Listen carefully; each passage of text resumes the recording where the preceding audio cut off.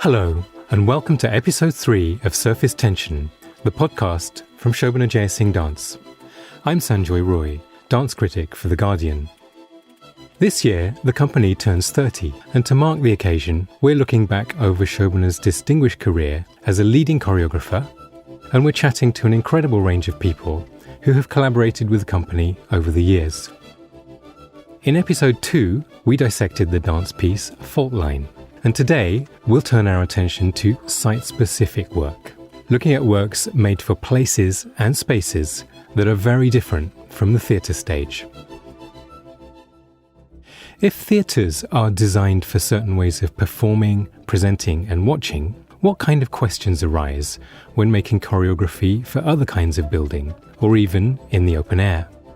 There are practical matters of architecture, decor and usage, issues of how and where to rehearse. But there are also artistic considerations. What is the character of the place, for example? And does it become a character in the piece? And then there is perhaps the most fundamental question of all. Why make such works in the first place? To find out about the ideas, challenges and responses to these questions, we're talking to various people who have been involved with works made for places as different as the nave of a church, a monk's refectory, and a courtyard filled with fountains.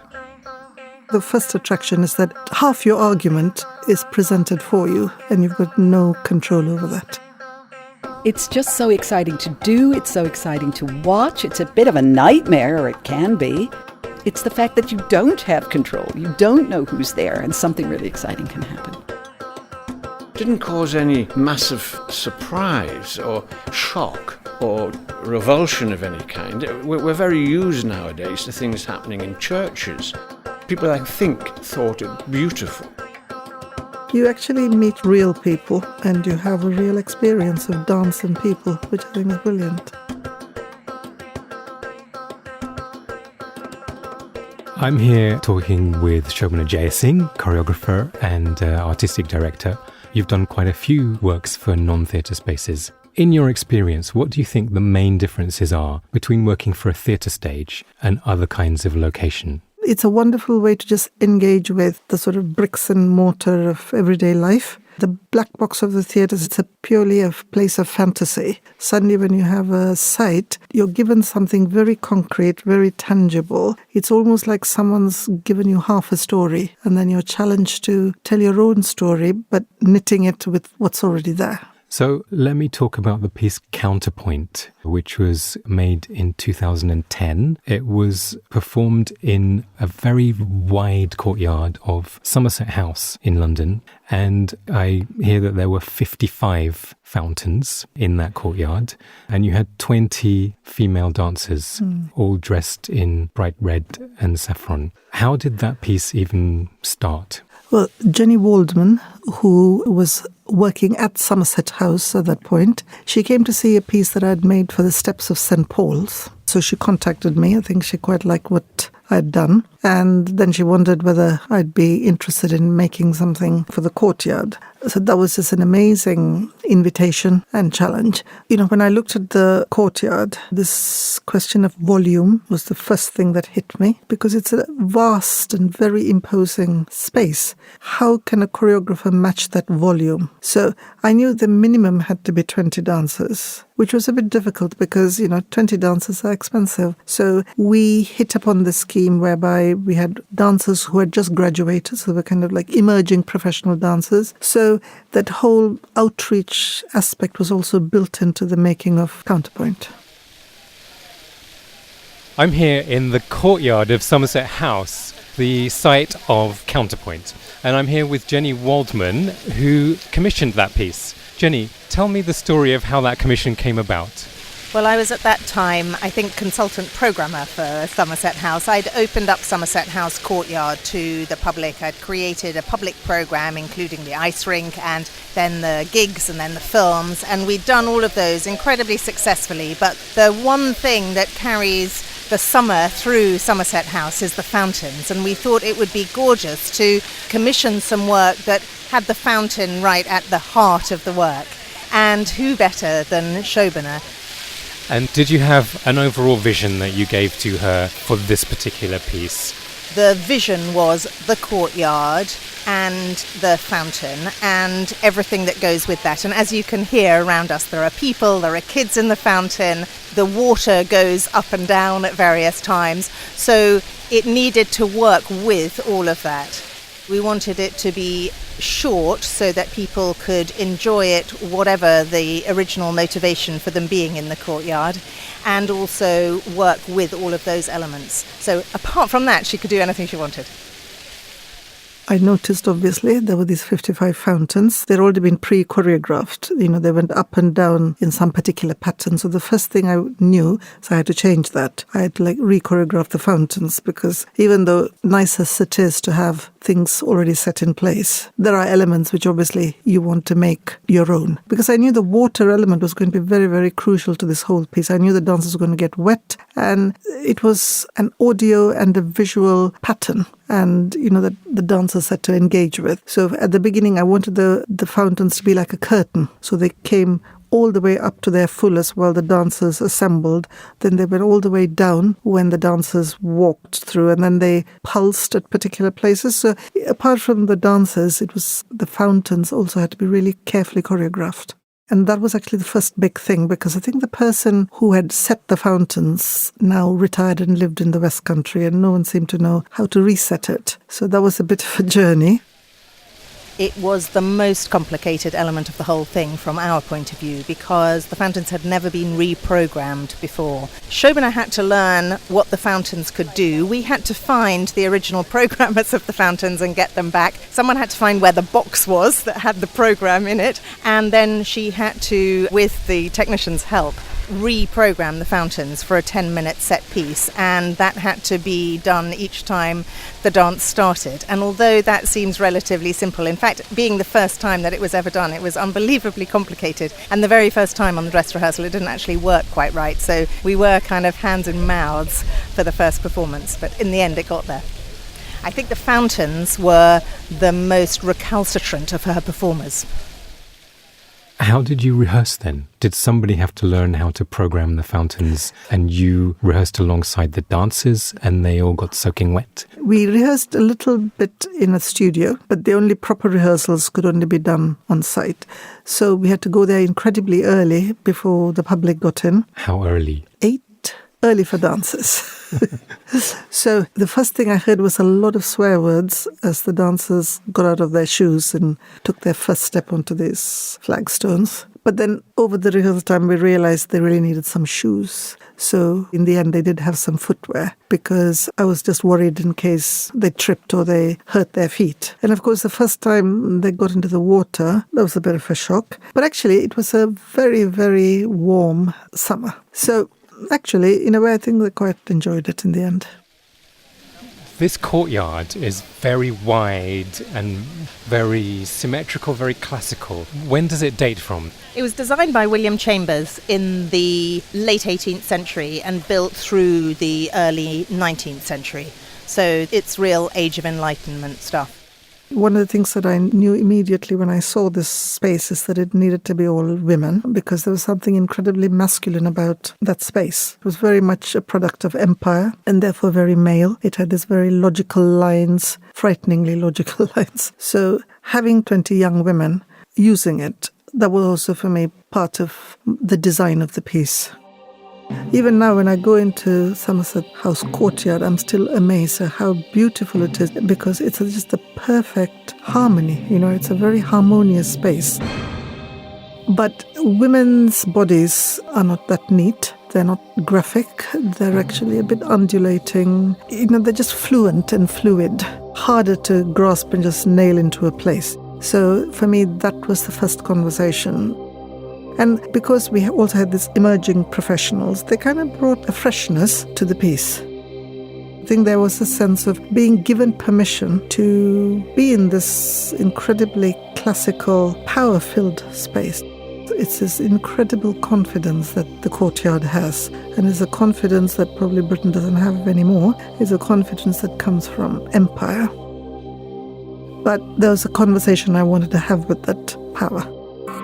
One of the first working titles you had was actually Trespass, was it not? Yes. and it became Counterpoint. But Trespass has a different sense to it. Well, this is what happens in some ways in site-specific work because it's not a blank slate. So people have incredible investment in the space, as they should, because, it's a particular person's history. There are stakeholders in any public space. So I thought I'd call it Trespass because I thought it had that sort of slight feeling of maybe subversive, but, not in a hugely so in-your-face manner. And I thought it's the women trespassing in this very male space. But I was kind of told that actually that wasn't a good idea. Trespass seemed to suggest to them that somehow it was difficult for us to get in, that we had to fight in order to be there, which obviously we hadn't. So there were some emails that flew around, and I remember going to see Jenny Waldman, who commissioned it, trying to persuade her that maybe Trespass might work. And it's not as frightening as it perhaps sounded. I think Trespass would have been very clever,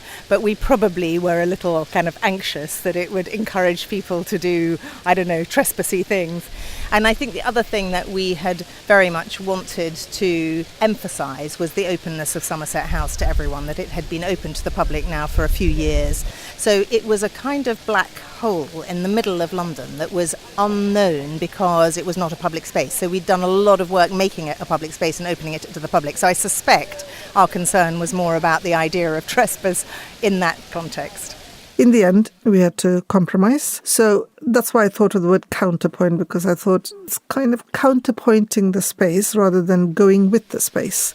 How interesting that she moved from Trespass to Counterpoint, because I think as she took more and more ownership of the piece, the more she felt that she was there by design rather than by trespass, and that she was presenting a counterpoint rather than trespassing on someone else's property. Everything to do with the piece was counterpoint. It was counterpoint to the maleness of the building, as she says. It was counterpoint to the white and greyness of the building, having these incredible orange and saffron clothed dancers. There was something that counterpointed the empire because of the diversity of Shobana's dancers, and also just the liveliness of having the fountain and the dance in a very classical, very solid building. How did you feel about it and what did you see? The stillness of the surround and the colour of the costumes and the strength of the music all came together with the choreography and the fountains behaving themselves and dancing in the way that Shobana had wanted, so that the whole thing came together. And it was bright sunlight in the evenings and in the daytimes, which made a very big difference as well. It was absolutely glorious. Who were the audience and how did they come to see the piece? I think one of the beautiful things about performing in public spaces, people don't obey the conventions of theatre going, so they don't pay for a ticket, so the piece was free. Some people had read the publicity and they were waiting for us to perform. Other people just wandered in from the Strand. We had little children running in after we finished trying out the moves for themselves, which was really lovely. So I think in a way it's a real way to meet an audience. It's very open-ended, and I don't feel insulted if they don't stay for the whole of the performance. It's up to them, really. Some people who had never thought of seeing dance stayed. Other people probably didn't. They probably had to go and do their shopping or whatever else. But I think you place dance in a real place when it's not in theatres. This is Surface Tension, the podcast from Shobana Jeyasingh Dance, with me, Sanjoy Roy. You can subscribe to Surface Tension on iTunes so you don't miss an episode. And if you are enjoying this series, please leave us a rating or review. So Shobana, let me ask you now about a piece called TooMortal, which was made in 2012. In some ways, that was very different from Counterpoint because it was inside. It was commissioned for church interiors. And yet, in some ways, it had some common elements. It was an all-female cast, only 6 dancers, not 20. They were dressed in bright red. The presence of women in the church as the performers was a different angle to what we would think of immediately in a church. How was that commissioned? The commission idea was open, so I suggested the church because I used to live in Stoke Newington, and there's a very, very old Elizabethan church in the park in Stoke Newington, and they were trying to fundraise for that church. I was asked if I'd do something really small, 5 minutes. So I went into the church and I had just one dancer. I mean, all they could afford really was the bus fare for a dancer. I mean, it's as simple as that.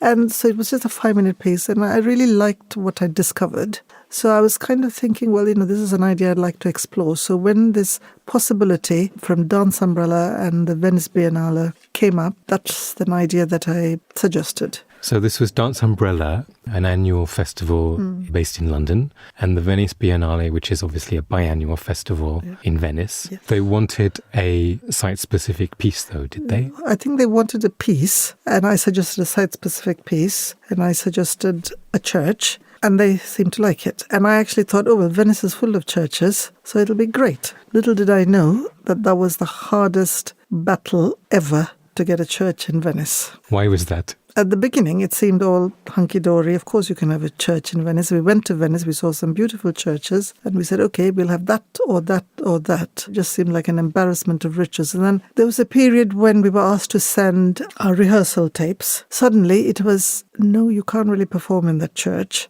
It was quite difficult because at moments we thought, yes, we've got the church, and then other moments we felt, no, we're not going to get any church. And finally, it came to a point that we didn't have a single church in Venice. So it was a huge problem. And this is where Father Allan, who was the rector of St. Mary's, where I had originally done my little sketches, he was the only person I knew in the ecclesiastical world. She was in some kind of panic, really, about what could be done, and was ringing me as an ex-parish priest, presumably imagining I could wave a magic wand and put the Diocese of Venice, the Roman Catholic Diocese of Venice, sorted out. I rang a good friend of mine who, by some miracle, was the Anglican chaplain in Venice, where the Anglican Communion has a church. And he gave me the name of somebody very senior in the Roman Catholic hierarchy in the diocese. And I managed to speak to him. And he said he would look into it. And he looked into it. And he came back. He said, it's hopeless. They've taken her off the list and they don't want it in their church. So I reported this back to Father Levitt, who was the Anglican chaplain and my friend. He said, well, I have it. What have I got to do, you see? And he's got a nice little church. It's not vast, but it's very square and all the rest of it. And so she then got in touch with him through me. She went out there and sorted it out with him. I'm here with Father Allan, who is the former rector of St. Mary's Church, Stoke Newington. Allan, do you have an idea about why it was a problem? Was it to do with the kind of event? Was it to do with practical matters? We never found out quite what the reason was, although somebody said they'd rather worried that it wouldn't be suitable. But it was a bit late to have decided that. The only hint I got from what the senior guy in the Archdiocese was saying was that somebody higher up, the Roman Catholic Church is very hierarchical, just said this is not suitable, not good enough kind of thing. I didn't want to inquire any further. Probably because I was called Shobana Jeyasingh. Maybe he thought I was going to do some Hindu rituals. People don't realize that Christianity in India is actually 400 years older than Rome, and that one of the earliest liturgies, the Syriac liturgy, is the one that actually is said in India. So India's got a really very long and illustrious history with Christianity, but it's quite difficult to explain these things to people. So maybe, I don't know, perhaps he felt this was too strange. Perhaps it was the fact there was women who were dancing. Perhaps the fact we were dancing on the pews. Luckily for me, the priest at St. George's was incredibly kind. I think I remember him saying, well, is it okay? Meaning, is it not like Satan worship or something of this kind? And I assured him that it was perfectly acceptable. There was no doctrinal issues at stake with it. And he was reassured. And she went out there and talked to him about it. And they got on famously together.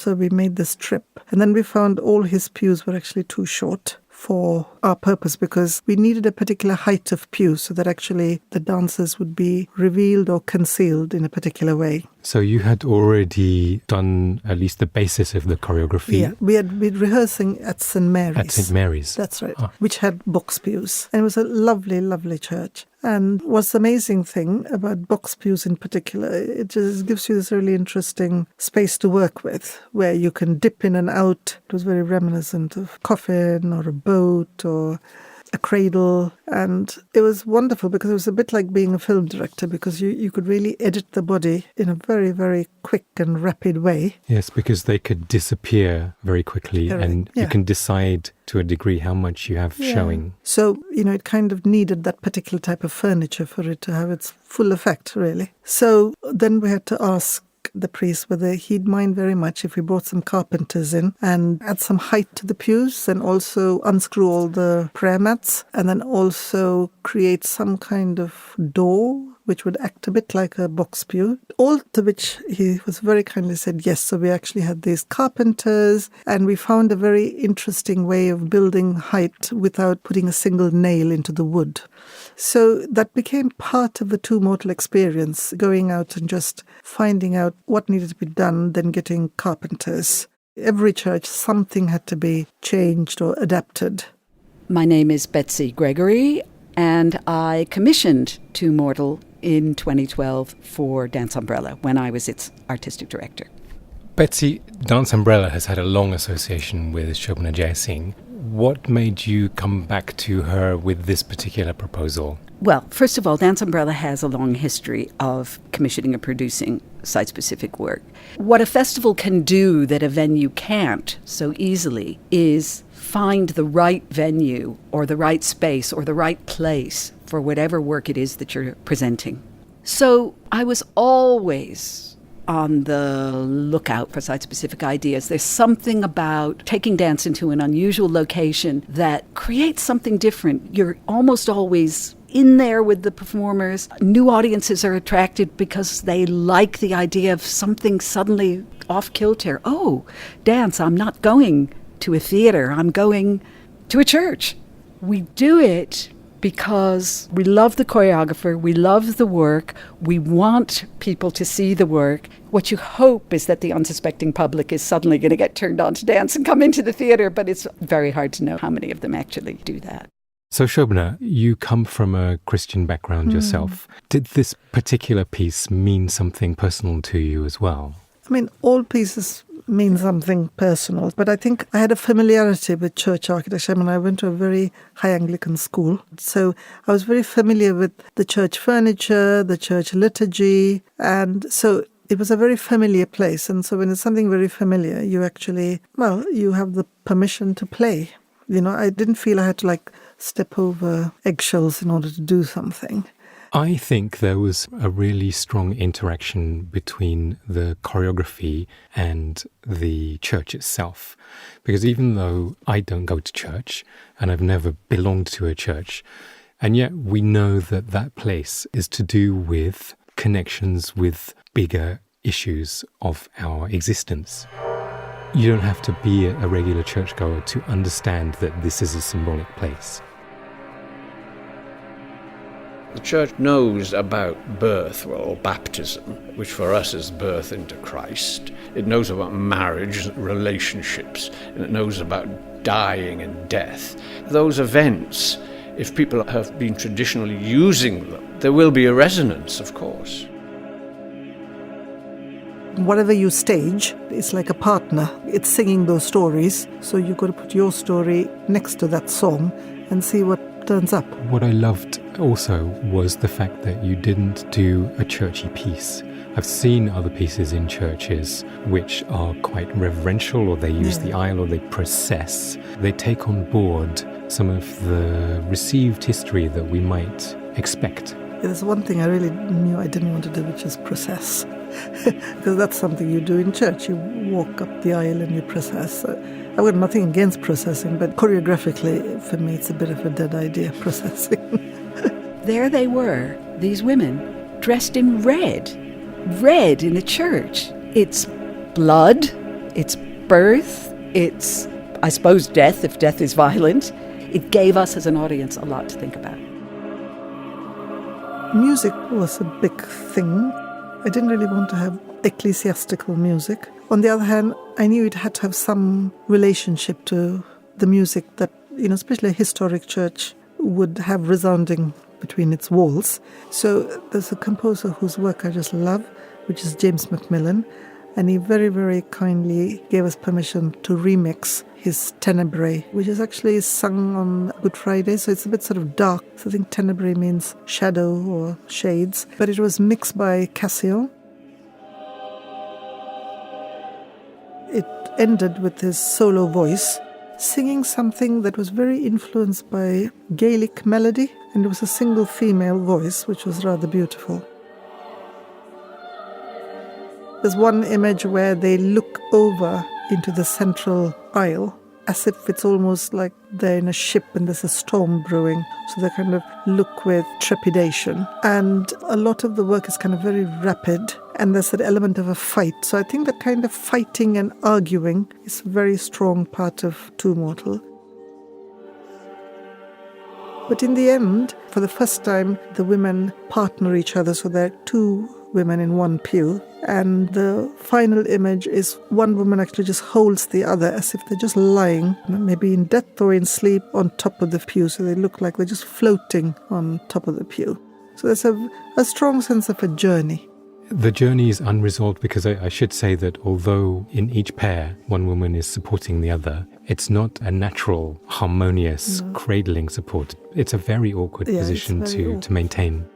It's not rest, it's just a repose made of tension. That's really how it was at the end. Absolutely.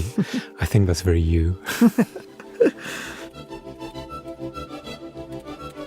This is Surface Tension, the podcast from Shobana Jeyasingh Dance, with me, Sanjoy Roy.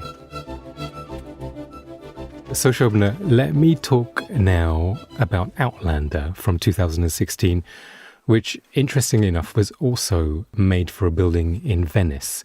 What was the building and how did that commission happen? Well, that particular commission came about through some masterclasses I did for the Fondazione Giorgio Cini. At the end of my work there, Giovanni Girati, who was the director of the Institute of Comparative Music Studies at the Fondazione, suggested that perhaps I would like to make a site-specific piece, and there were loads of sites on offer because it's just the most brilliant place. But having looked at everything, I chose this refectory, which used to be used by the monks, but obviously not anymore. And it's got two amazing things going for it. One is just the building itself. It's a wonderful example of Palladio's architecture. Secondly, it used to house one of the most famous paintings in the world, The Wedding at Cana by Paolo Veronese. And that painting had a very particular history because when Napoleon conquered Venice, or his armies came to Venice, they actually took the painting off the wall, cut it into four, and rolled it up and sent it to the Louvre, which is where it is now. What does it depict, the painting? It depicts a key moment in the New Testament, which is the first miracle that Christ performed,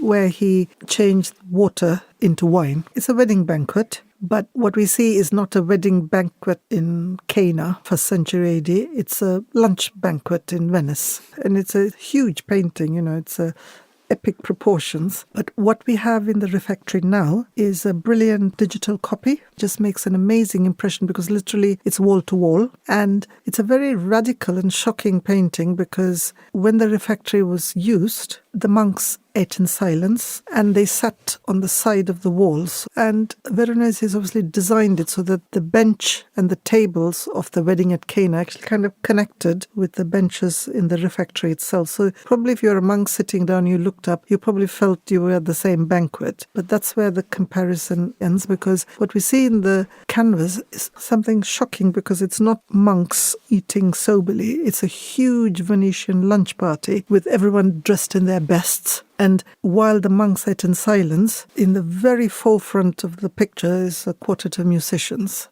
So it signals everything that's opposite to what's actually happening at the refectory. And it's only Christ and his mother who are in kind of like biblical clothes. Everybody else is having a whale of a time. Not only that, there are lots of Moors from the Ottoman Empire, Muslims sitting among the guests. And there are lots of North Africans who are also part of the feast. I think in many ways I just found it an amazing painting in this building. Yes, so the human presence in the painting is profuse and colourful, but the architecture is classical and restrained, formal, yes. White. Yeah.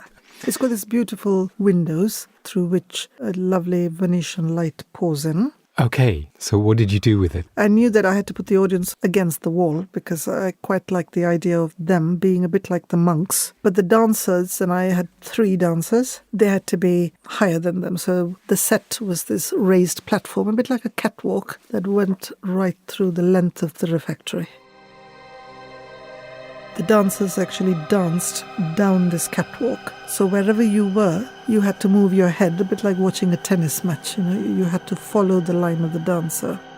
Sander Lunen, who was the production manager and the designer, he did this really brilliantly simple, minimal set with lights strung out. And I think it really complemented the projection of that catwalk idea.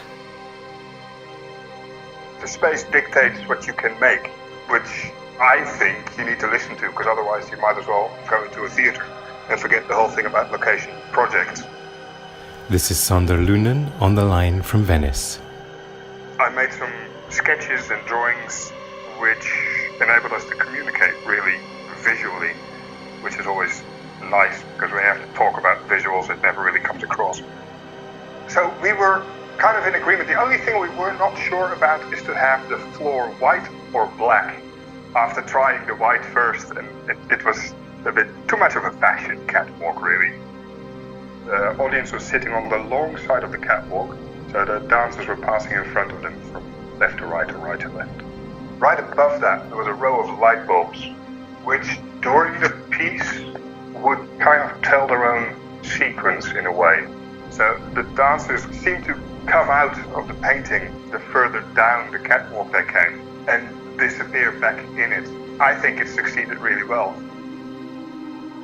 The 3 solos happened one after another, entirely different in character. Tell me a bit about them. Well, I kind of thought about them really like 3 characters from the canvas. 3 people who'd stepped out of that banquet to move. And there were some incredibly varied characters, There was the Ottoman Sultan type character. There was a very fashionable Venetian lady with a gold toothpick who had this incredibly indolent air. She was like watching you. So there was a languorous solo at the beginning. And that was Avatara. There was Avatara Ayuso's languorous solo. And that really, for me, connected with the lady in the toothpick and her kind of nonchalance. It was quite a voluptuous solo, wasn't it? It was like very... the lady. She also has a kind of easy sort of indolent sort of grace about her. So tell me now about Suraj Subramaniam. The commissioner, Giovanni, really wanted an Indian presence there. He really wanted a place for the dialogue between Europe and the East. And because it's Venice, they have a huge dialogue with the Near East and Europe, because I think that was Venice's hallmark. It was really the place where East began, I think, in those days. It was called the Serene Republic. So it seemed proper that actually, in some ways, there was a solo which was based much more on Bharatanatyam in a more obvious way than the other 2 solos. So it became part of the spirit of the place itself, the city. Yes, that's why it was called Outlander, because for me, Venice was a place for people out of that land. It's about this foreigners coming in. It was a place made of that energy of people whose histories were different. I mean, now, if you kind of say, I'm going to paint this iconic moment of the wedding at Cana and Christ's first miracle, and you put 4 Muslims in the wedding table, that would be a huge point that somebody might be making, but obviously it wasn't in Venice at that time. And then Sunbee's solo really came from the kind of sharp energies of everybody else. Sunbee's solo in particular was one which I wouldn't recognize as coming out of that painting because it was quite robotic. I think Sunbee's solo connected to the servers, and particularly just above the Christ figure, there is a man who's about to cut the meat. I find that quite strange where it's placed, because you have this sort of serene gaze in the center of the painting, and right on top of his head, there's something so banal and so modern. We still have to chop up animals if we are not vegetarian. So Sunbee's solo came from that. I think if it was all very historical, I don't think I would have done justice to that digital copy. I mean, in some ways it's very old, in some ways it's strikingly modern. It seems that the Biennale di Danza has been inspired by this project and is now doing location projects in Venice as well. They're starting to produce dance on location, because it's not something that's done a lot, I think. It's mostly theatre on location, which is more acceptable to producers. Dance is a little bit more unknown. It's made in that moment, in that particular place, and you can't really reproduce it. I mean, I'll have to find another Palladian refectory to do it again, which looks highly unlikely.